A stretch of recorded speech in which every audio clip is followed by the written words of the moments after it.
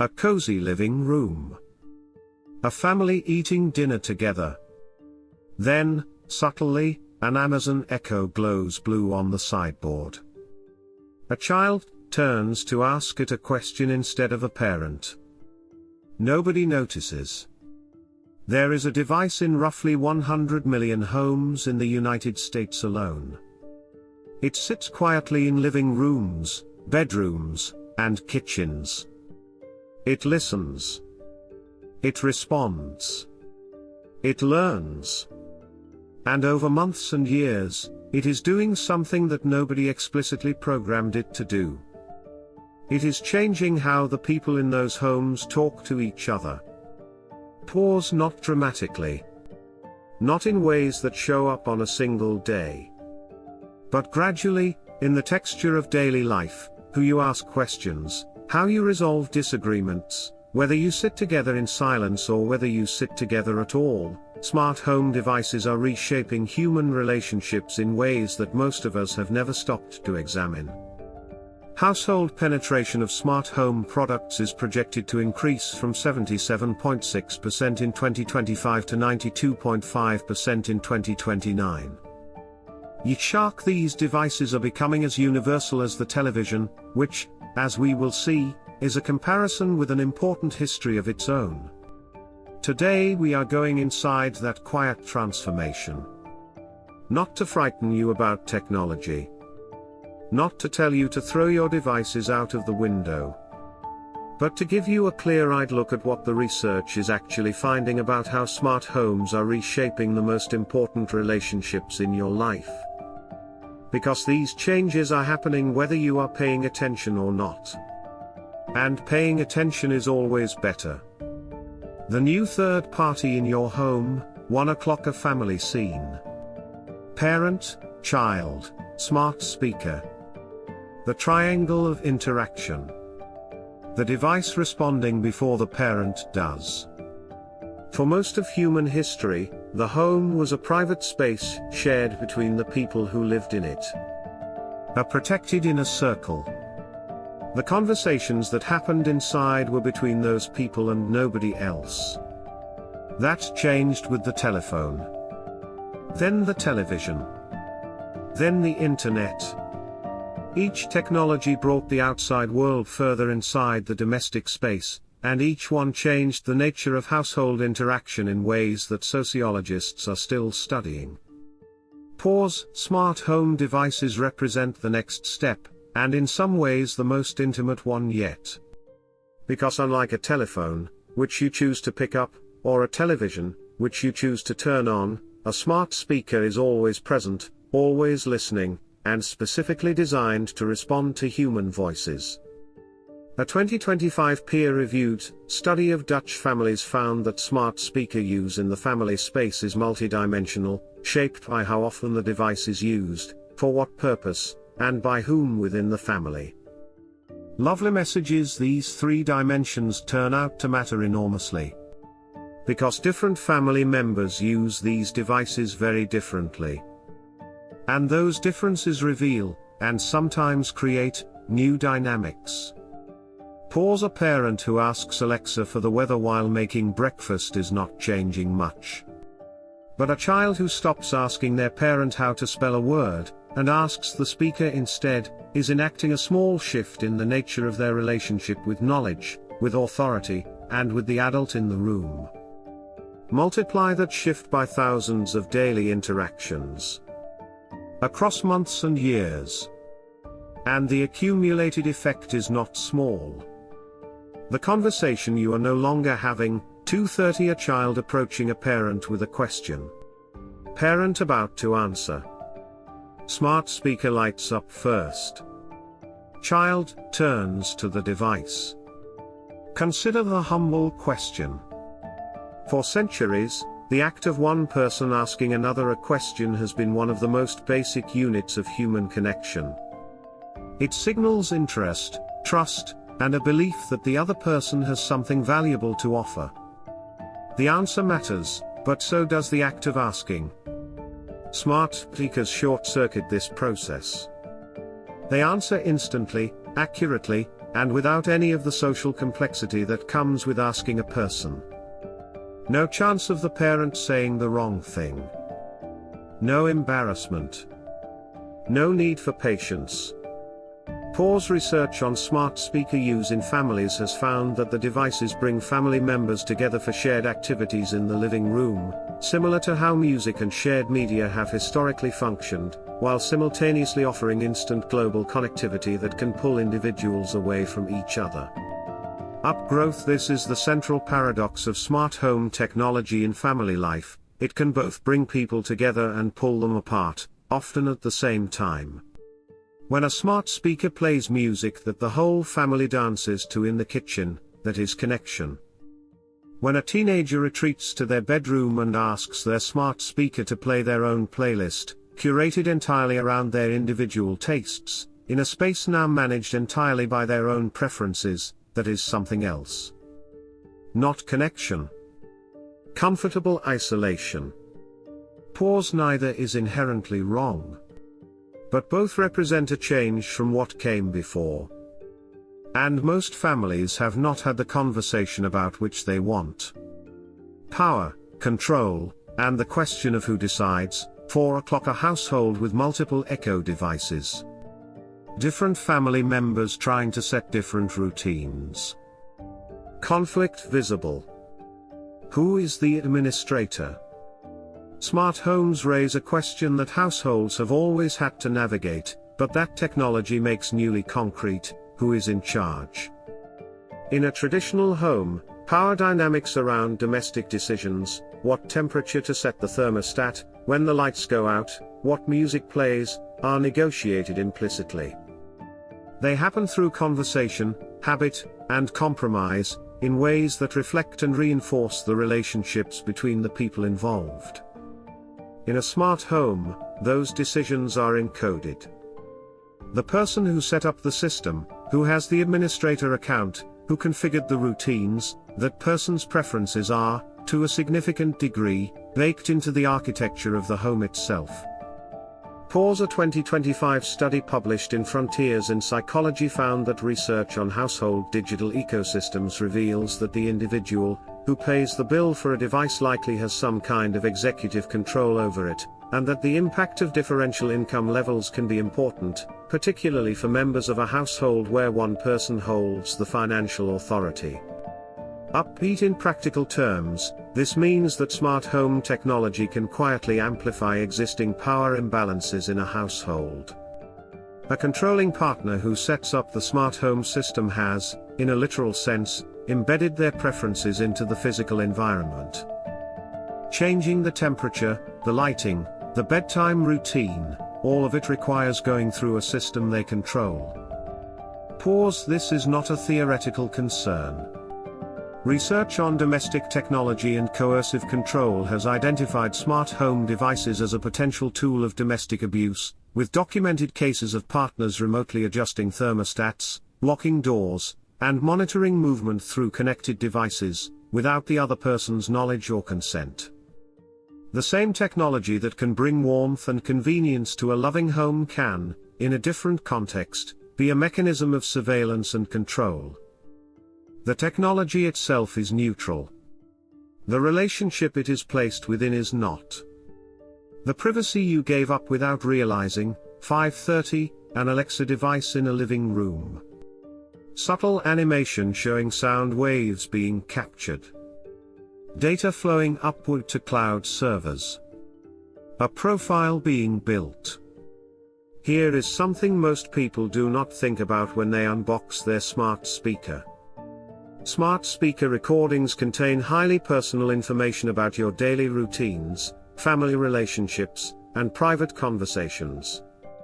This data becomes a valuable target, and the insights derived from your conversations, including shopping preferences, lifestyle habits, and family dynamics, can influence targeted advertising and product recommendations.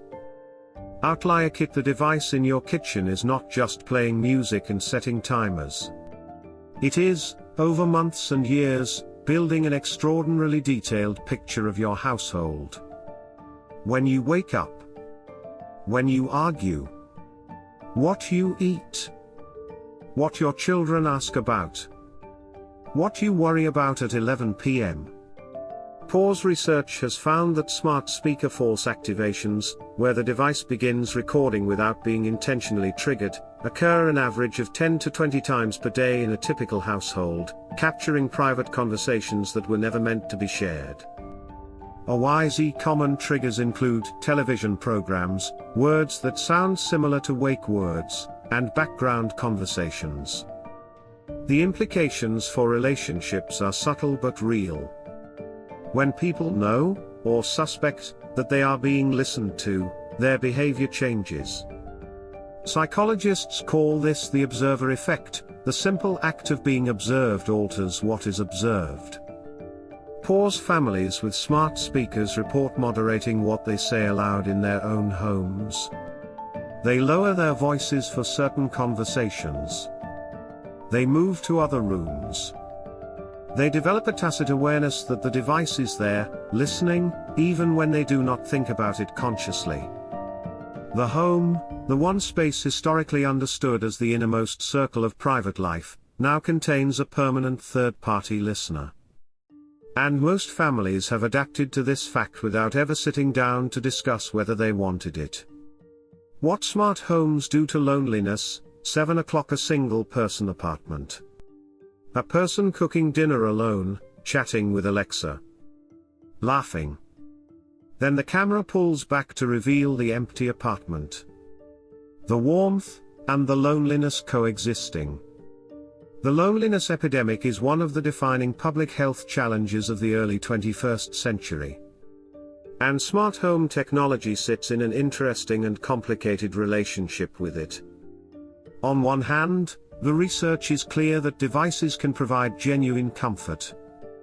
A study on smart home companionship found that for people living alone, a demographic growing rapidly, with single-person households showing an exponential increase globally, smart home devices can provide a form of social connectedness that partially compensates for the absence of other people in the home. Growth. Talking to Alexa. Getting a response. Having something in the room that reacts to your presence. These things provide a form of social scaffolding. They are not the same as human connection. But they are not nothing. Pause. The danger is substitution. When a smart device is used to supplement genuine human connection, to fill the gaps between social interactions, to provide a low-stakes form of responsiveness, the evidence suggests it can be neutral or mildly positive. When it begins to substitute for human connection, when it becomes the primary source of social interaction for a person who has withdrawn from human relationships, the evidence points the other way. Research on elderly people and smart technology found that older adults who are more socially connected are also more likely to engage productively with digital tools, suggesting that the technology works best when it supplements an existing social network, not when it replaces one. Outlier kit. Pause. The pattern is consistent across age groups. Smart devices are at their best when they lower the friction of connecting with other humans, video calling a grandchild, sending a message to a friend, joining a shared online experience. They are at their worst when they become a reason not to make those calls. Children growing up in smart homes. 8:30. A child asking a smart speaker a question. Getting instant answer. Then a scene where the same child is at school, frustrated by a teacher who takes time to explain.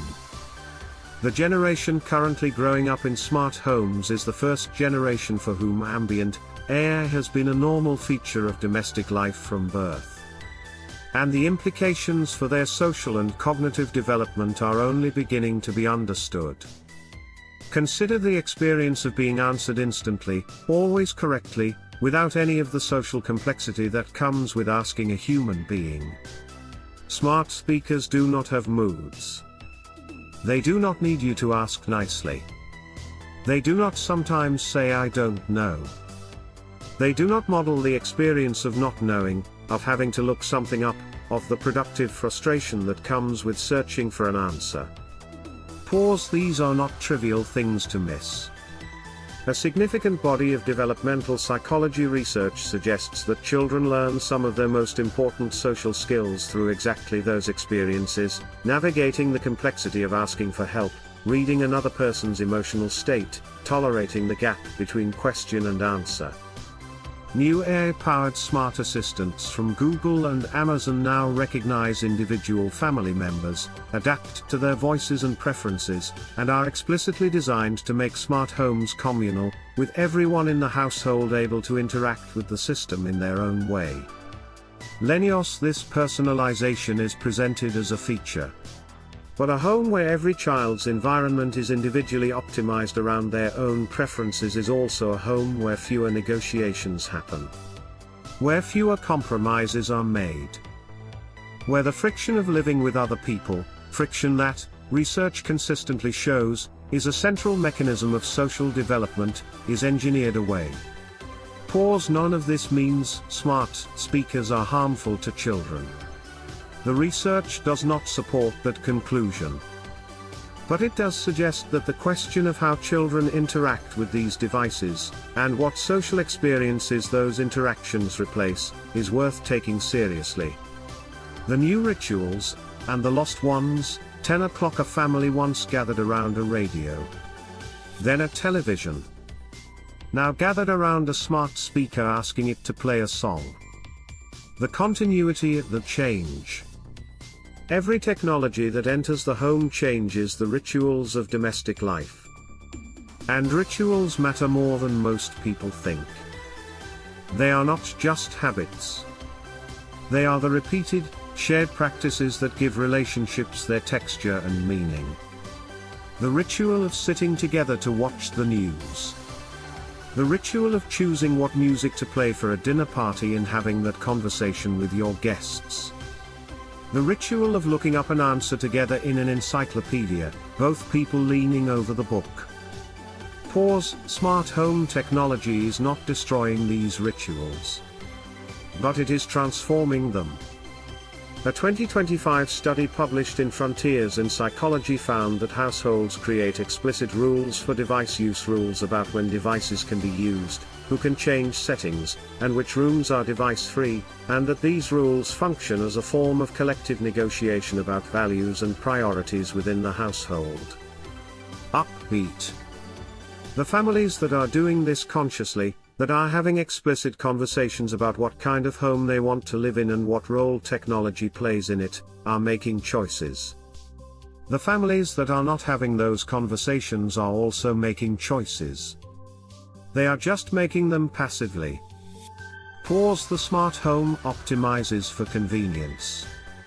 That is, genuinely, a valuable thing. But human relationships are not optimized for convenience. They are built through friction, through effort, through the small negotiations and the occasional conflicts that are the texture of genuine intimacy. The question is not whether to use these technologies. It is how to use them in ways that serve the relationships you actually want, rather than quietly eroding them in ways you will only notice years from now. 5 things worth thinking about. 11:35 Simple, clear cards appearing one by one. Clean, calm, practical. So, what do you do with all of this? Here are 5 questions worth sitting with, not as rules, but as starting points for a conversation your household probably has not had yet.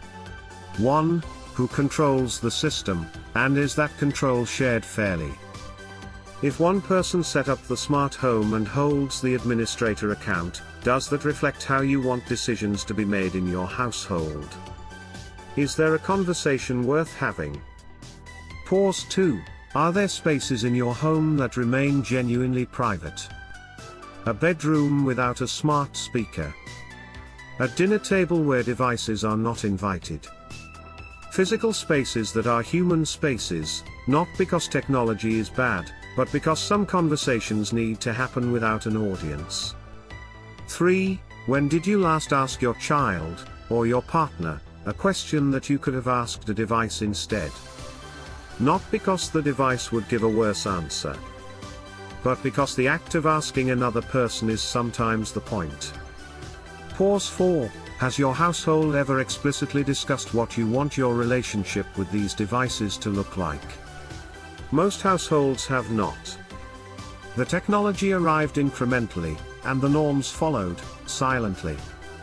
The conversation does not have to be dramatic. It just has to happen. 5. What rituals do you want to protect? Not because technology is the enemy of ritual, but because rituals left unexamined tend to get optimized away. If there are shared practices in your household that matter to you, they are worth naming. Outro and AMP, CTA, 1300 hours a family, at a dinner table. Smart speaker visible in the background, silent.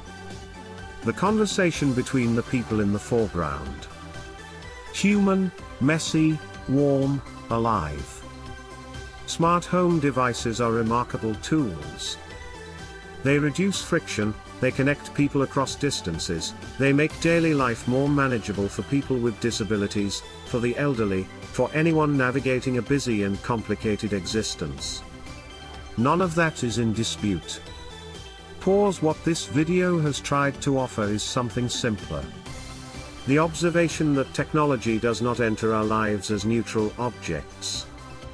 It changes what we do, how we talk, what we ask of each other, what we no longer bother asking of each other. It shapes the social world it is placed inside, slowly and without announcement.